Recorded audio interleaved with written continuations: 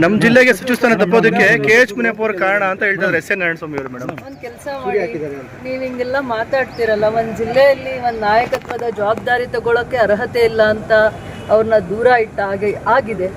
ಅವ್ರ ಜವಾಬ್ದಾರಿ ಏನಿರುತ್ತೆ, ಅವ್ರ ಜವಾಬ್ದಾರಿಗೆ ಇತಿಮಿತಿಯಾಗಿ ಕೆಲಸ ಮಾಡಲಿ. ಪಕ್ಷ ಏನು ಜವಾಬ್ದಾರಿ ಕೊಟ್ಟಿದೆ ಆ ಇತಿಮಿತಿಯಲ್ಲಿ ಕೆಲಸ ಮಾಡಲಿ.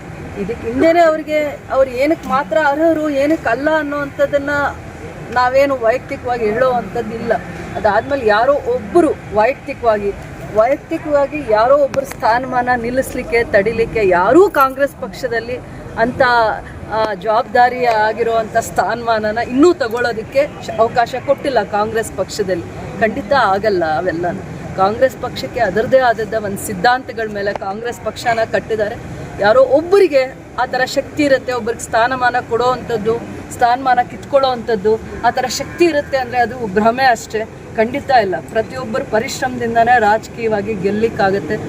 ಪರಿಶ್ರಮ ಕೃಷಿ ಇಲ್ಲದೆ ರಾಜಕಾರಣಿ ಆಗ್ಲಿಕ್ಕಾಗಲ್ಲ.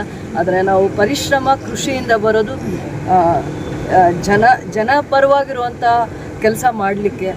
ಆಮೇಲೆ ದೇವರು ಜನರು ಅವಕಾಶ ಕೊಟ್ಟಾಗ ಅದನ್ನು ನಾವು ಯಾವ ರೀತಿ ಅದನ್ನು ಉಪಯೋಗ ಮಾಡ್ಕೋಬೇಕು, ಯಾರ ಸೇವೆಗೋಸ್ಕರ ಅದನ್ನು ಮುಡುಪಾಗಿಡಬೇಕು ಅನ್ನುವಂಥದ್ದು ತುಂಬ ಮುಖ್ಯ ಆಗಿರುತ್ತೆ. ಮೇಡಮ್ ಮಾಡಿದ್ದಾರೆ, ಯಾಕಂದ್ರೆ ಪ್ರತಿ ಸರಿ ಅವರು 7 ಸರಿ ಗೆಲ್ಲಿಸಿದಾಗ ಕೂಡ ನಮ್ಮ ಸಮುದಾಯ ಜಾಸ್ತಿ ಸಾಕಷ್ಟು ಅನುಕೂಲ ರಾಜಕೀಯ ಶಕ್ತಿ ಅಷ್ಟು ಅನುಭವ ನನ್ನಲ್ಲಿ ಇಲ್ಲ ಅಣ್ಣ. ಒಂದೇ ಒಂದು ನಿಮಿಷ, ನೀವು ಮಾಧ್ಯಮದಲ್ಲಿ ಕೇಳ್ತಾನೆ ಇದ್ದೀರಾ, ಉತ್ತರ ಹೇಳ್ತೀನಿ. ಪ್ರತಿಯೊಬ್ಬ ರಾಜಕಾರಣಿ ಜನಪ್ರತಿನಿಧಿ ಯಾವಾಗಲೂ ಕೂಡ ಎಲ್ಲರ ಪ್ರತಿನಿಧಿ ಆಗಬೇಕಾಗುತ್ತೆ. ಇಡೀ ಜಿಲ್ಲೆಯ ಯಾರ್ಯಾರು ಮತದಾರರು ಇರ್ತಾರೆ ಅವರೆಲ್ಲರ ಪ್ರತಿನಿಧಿ. ನಾವು ಇಡೀ ರಾಜ್ಯದಲ್ಲಿ 5 ರಿಂದ 10 ಜನ ಹೆಣ್ಮಕ್ಳು ಗೆದ್ದಿದ್ದೀವಿ. ಇಡೀ ರಾಜ್ಯದ ಧ್ವನಿ ಆಗಬೇಕು, ಮಹಿಳೆಯರ ಧ್ವನಿ ಆಗಬೇಕು, ತಾಯಂದಿರ ಧ್ವನಿ ಆಗಬೇಕು, ಹೆಣ್ಮಕ್ಳ ಧ್ವನಿ ಆಗಬೇಕು ನಾವೆಲ್ಲ. ಅದರಲ್ಲಿ ನಾವು ಜಾತಿ ಧರ್ಮ ನೋಡಬಾರ್ದು. ಪಕ್ಷ ಅವಕಾಶ ಕೊಡುತ್ತೆ, ಸ್ಥಾನಮಾನನೂ ಕೊಡುತ್ತೆ.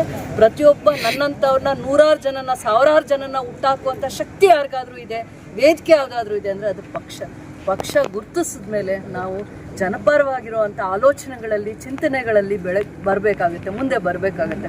ಪಕ್ಷಕ್ಕೆ ಗೊತ್ತಿರುತ್ತೆ ಯಾವ ಸಂದರ್ಭದಲ್ಲಿ ಯಾರಿಗೆ ಅವಕಾಶ ಕೊಡಬೇಕು, ಎಲ್ಲಿ ಕೊಡಬೇಕು ಅಂತಂದ್ಬಿಟ್ಟು.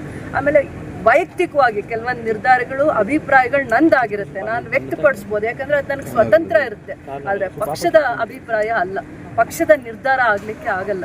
ಯಾವತ್ತೂ ಅಷ್ಟೇ ರಾಜಕಾರಣಿ ಪ್ರತಿಯೊಬ್ಬರ ಆಸ್ತಿ ಆಗಬೇಕು. ಒಬ್ಬ ರಾಜಕಾರಣಿ ನನ್ನ ವೈಯಕ್ತಿಕವಾಗಿ ನನ್ನ ನಿರ್ಧಾರಗಳಿಗೋಸ್ಕರ ರಾಜಕಾರಣಿ ಆಗೋದಲ್ಲ. ಜನರ ಧ್ವನಿ ಆಗಬೇಕು, ರೈತರ ಧ್ವನಿ ಆಗಬೇಕು, ಕಷ್ಟದಲ್ಲಿರೋರು, ಇಡೀ ಕ್ಷೇತ್ರದ ಧ್ವನಿ ಆಗಬೇಕಾಗ ಇಡೀ ಕ್ಷೇತ್ರನ ರಕ್ಷಣೆ ಮಾಡೋರು ಒಂದು ಜಾತಿ ಧರ್ಮ ಹೇಳ್ಕೊಂಡು ನಾನು ರಕ್ಷಣೆ ಮಾಡೋಕ್ಕೆ ಆಗುತ್ತಾ? ನನ್ನನ್ನು ಆವಾಗ ಒಬ್ಬರೇ ಓಟ್ ಹಾಕಿದ್ದಾರೆ ನನ್ನನ್ನು ಗೆಲ್ಲಿಸ್ಲಿಕ್ಕೆ ಅಂತ ನಾನು ಹೇಳೋಕ್ಕಾಗತ್ತಾ? ಇಲ್ಲ.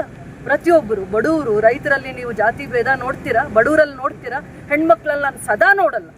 ಒಂದು ತಾಯಿಯಾಗೆ ನಾನು ಗೌರವಿಸ್ತೀನಿ. ನಾನು ಇಡೀ ಕೋಲಾರ ಜಿಲ್ಲೆಯಲ್ಲಿ ಒಂದು ಹೆಣ್ಮಗು, ಈ ಮಣ್ಣಲ್ಲಿ ಹುಟ್ಟಿರೋ ಹೆಣ್ಮಗು. ನಾನು ಇಡೀ ಜಿಲ್ಲೆ ಹೆಣ್ಮಕ್ಳ ಪರವಾಗಿ, ರಾಜ್ಯದ ಹೆಣ್ಮಕ್ಳ ಪರವಾಗಿ ಧ್ವನಿಯಾಗಿ ನಿಲ್ತೀನಿ. ಯಾವತ್ತು ಒಂದು ಜಾತಿ ಧರ್ಮನ ನಾನು ಅದನ್ನು ಅಲಂಕರಿಸಿ ಯಾವತ್ತು ಮಾತಾಡಲ್ಲ. ನನ್ನನ್ನು ಜನ ಯಾವ ರೀತಿ ಗೆಲ್ಲಿಸಿದ್ದಾರೆ, ರೈತರು ಗೆಲ್ಲಿಸಿದ್ದಾರೆ, ನನ್ನನ್ನು ಬಡವ್ರು ಗೆಲ್ಲಿಸಿದ್ದಾರೆ, ಅದೇ ಒಂದು ಧ್ವನಿಯಿಂದ ಇರ್ತೀನಿ. ಆ ರೀತಿಯೇ ನನ್ನನ್ನು ಗುರುತಿಸ್ಲಿ ಅಂತ ಇಷ್ಟಪಡ್ತೀನಿ. ಯಾವುದೇ ಒಂದು ಈ ರೀತಿಯಾಗಿ ನಾನು ಭೇದ ಭಾವ ಮಾಡಲಿಕ್ಕೆ ಖಂಡಿತ ಹೋಗಲ್ಲ. ನಾನು ಆ ಥರ ಬಂದಿಲ್ಲ, ನನ್ನನ್ನು ಜನ ಆ ರೀತಿ ಗುರುತಿಸಿಲ್ಲ. ನನ್ನನ್ನು ಉತ್ತರ ಖಂಡಿತ ಕೇಳಬೇಡಿ. ನಾನು ಭಾಳ ಸಣ್ಣವಳಿದ್ದೀನಿ. ಪಕ್ಷ ನಮಗೆ ವೇದಿಕೆ ಕೊಟ್ಟಿದೆ, ಜಿಲ್ಲೆಯಲ್ಲಿ ಹೋಗಿ ಕೆಲಸ ಮಾಡಿ ಅಂತ. ಎಲ್ಲ ಜಿಲ್ಲೆಯಲ್ಲೂ ಒಂದೊಂದು ಹೆಣ್ಮಗು ಗೆದ್ದಿಲ್ಲ, ಎಲ್ಲ ಜಿಲ್ಲೆಯಲ್ಲೂ ಕೆಲವೊಂದು ಜಾಗದಲ್ಲಿ ಮಾತ್ರ ಅವಕಾಶ ಕೊಟ್ಟಿದ್ದಾರೆ. ಅದರಲ್ಲಿ ವಿಶೇಷವಾಗಿ ನಮ್ಮ ಜಿಲ್ಲೆಯಲ್ಲಿ, ಕೋಲಾರ ಜಿಲ್ಲೆಯಲ್ಲಿ ಅವಕಾಶ ಕೊಟ್ಟಿದ್ದಾಳೆ. ಈ ಮಣ್ಣಿನ ಮಗಳಾಗಿ ನಾನು ಬೆಳಿಬೇಕೇ ಹೊರತು ಸ್ವಾರ್ಥ ಮತ್ತು ಅಸೂಯೆ ದ್ವೇಷಗಳಿಗೆ ನಾನು ಬಲಿಯಾಗಲ್ಲ. ನಾನು ಒಬ್ಬರ ಬಗ್ಗೆ ಮಾತಾಡೋಕ್ಕೆ ಇಷ್ಟಪಡಲ್ಲ. ಜನ ನನ್ನನ್ನು ಆಯ್ಕೆ ಮಾಡಿರುವಂಥದ್ದು. ನನ್ನ ಕ್ಷೇತ್ರಕ್ಕೆ ಹೋದರೆ ಯಾರು ನನ್ನ ಮತದಾರರು, ಅವರೇ ನನಗೆ ದಾರಿ ತೋರಿಸಿರೋದು, ಅವಕಾಶ ಕೊಟ್ಟಿರೋದು. ಅವ್ರ ಧ್ವನಿಯಾಗಿ ನಾನು ಬೆಳೆದ್ರೆ ಸಾಕಾಗಿದೆ.